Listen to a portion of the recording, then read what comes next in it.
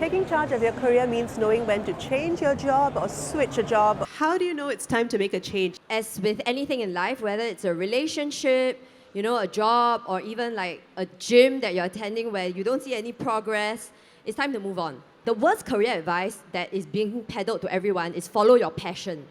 If I followed my passion, I would still be selling handbags. I set up 2 handbag shops, one at Far East Plaza, one at Bugis. I lost all my money. This was in my early 20s. Following your passion is the worst career advice. Follow your strengths. So my strengths is business development, connecting people, and sales. Things that I'm very suited to do in recruitment. That's why I'm sitting here. If I'm still selling handbags, following my passion, I would be probably pretty broke. If you wake up in the morning and you need to go to work, and the first thing that goes through your mind is, I don't want to go to work, it might be time to move on, right? You need to find a place where you're comfortable, you're happy. Happiness, I know, sounds like one of those things you don't look for at work, but it is. Think about it. Every day we all wake up and we spend almost 8 to 10 hours at office, right? That's only 24 hours in the day.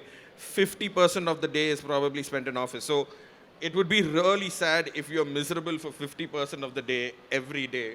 So make sure you find a place that actually gives you some form of joy at the very least. Rohan, you spoke about being miserable at work, right? What are some signs that perhaps it's your workplace and it's not you, that it's not the best environment? If you feel like you're in a workplace and you're not happy and things are not going your way, find out if it's you, as you rightfully said, or if it is the company.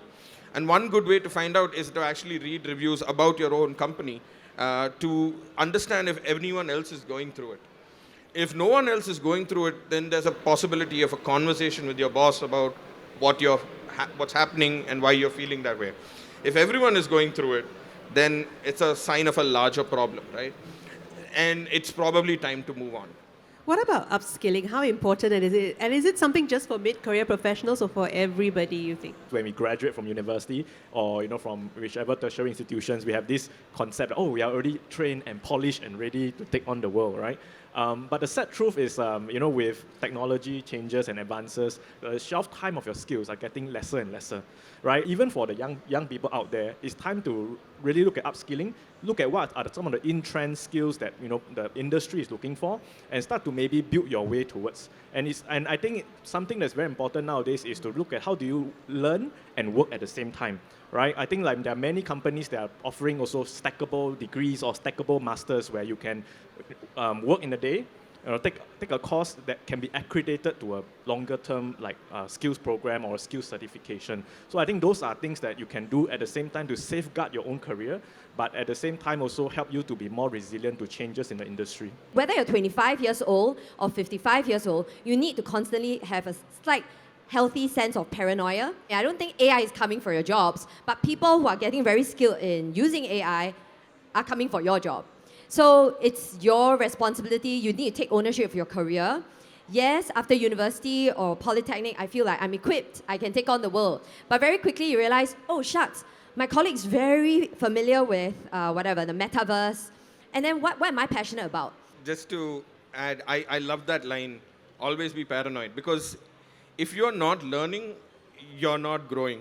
It's as simple as that. And people will notice also in the workplace.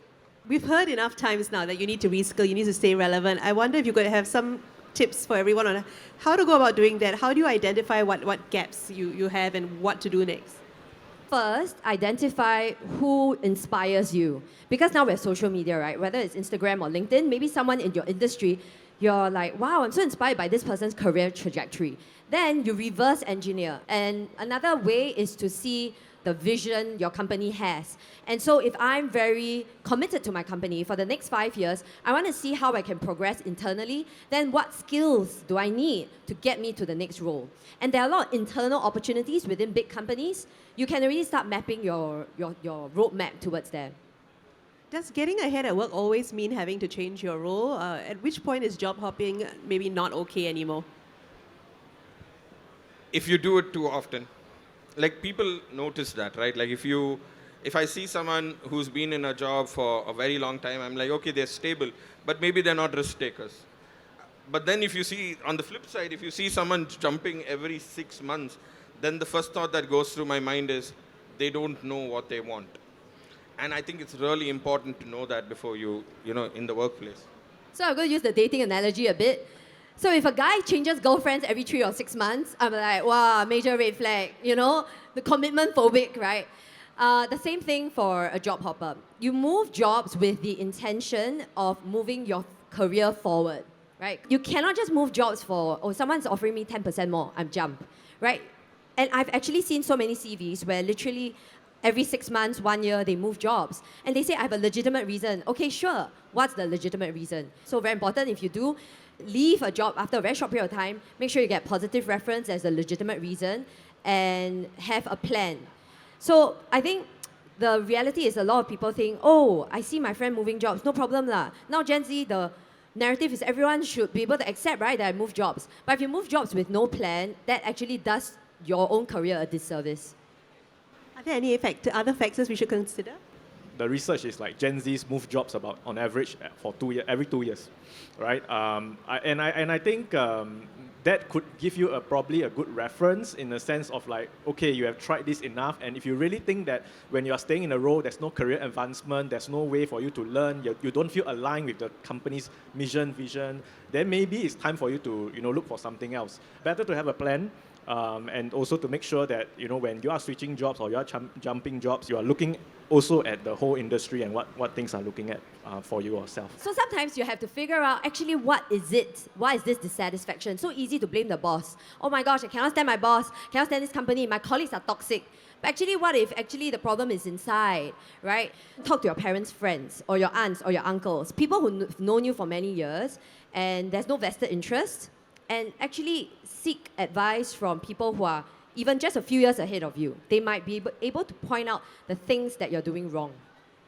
I think it's good to have a career compass, right? In terms of what are the factors that drive you to, to work, right? Is it pay, right? Is it the, working from home, right? Is it, the culture in the office, right? Is it, like the mentorship? So you need to have some of these factors when it comes to, okay, what kind of career or what kind of jobs do I like?